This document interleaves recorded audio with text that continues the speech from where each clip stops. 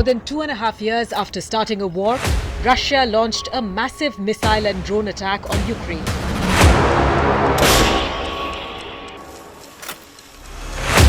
The aim was to cripple the energy infrastructure across Ukraine.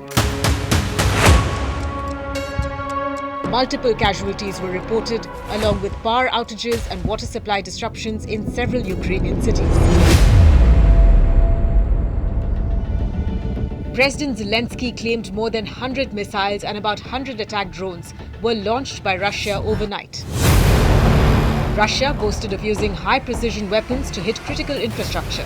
They targeted almost all regions of the country, from the frontline eastern regions of Kharkiv and Dnipro to the southern port city of Odessa, as well as capital Kiev. Ever since the 2022 invasion, Russia has repeatedly targeted Ukraine's energy infrastructure, attempting to plunge its citizens into darkness and use freezing winter temperatures as a weapon of war.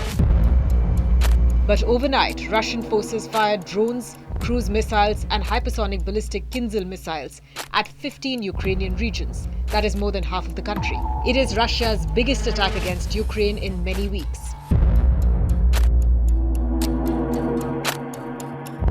Ukraine had been bracing for a major Russian attack for weeks now. Less than a month ago, Ukrainian troops launched a surprise incursion into Russia's Kursk region. Within a couple of weeks, Kiev had gained control of more than 1,000 square kilometers of Russian land. Ukraine has already captured more land since the beginning of the attack on the 6th of August than Russia has captured in Ukraine over the last 8 months.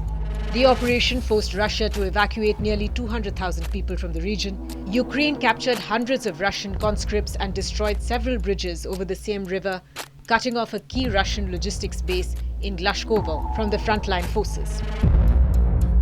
It was the first foreign invasion of Russia since World War II, and Ukraine knew that Russian President Vladimir Putin would not take such an attack lying down.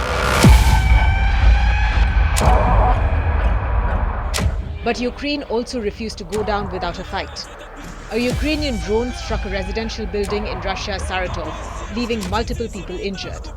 The attack bears a chilling resemblance to the way planes collided into the World Trade Center in New York City during the 9/11 attacks in 2001. According to Russia's defense ministry, 9 drones were intercepted and destroyed over the Saratov region, which is approximately 900 kilometers from the Ukrainian border.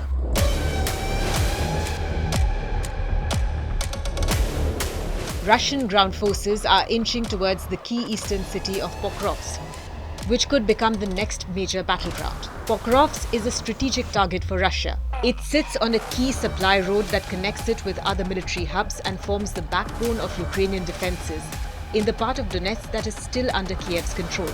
Ukraine has once again asked their allies to allow them to strike deeper into Russia. While Kiev's Western allies have provided vast amounts of military equipment, they have placed strict conditions on how to use them. Fearing Russian escalation, Western countries have prohibited Ukraine from using the weapons it has been given to strike missile and drone launch sites deep into Russia. Kiev has to rely mostly on its own air defenses to counter Moscow's attacks. So what happens next in the war will depend on what the West is willing to give Ukraine.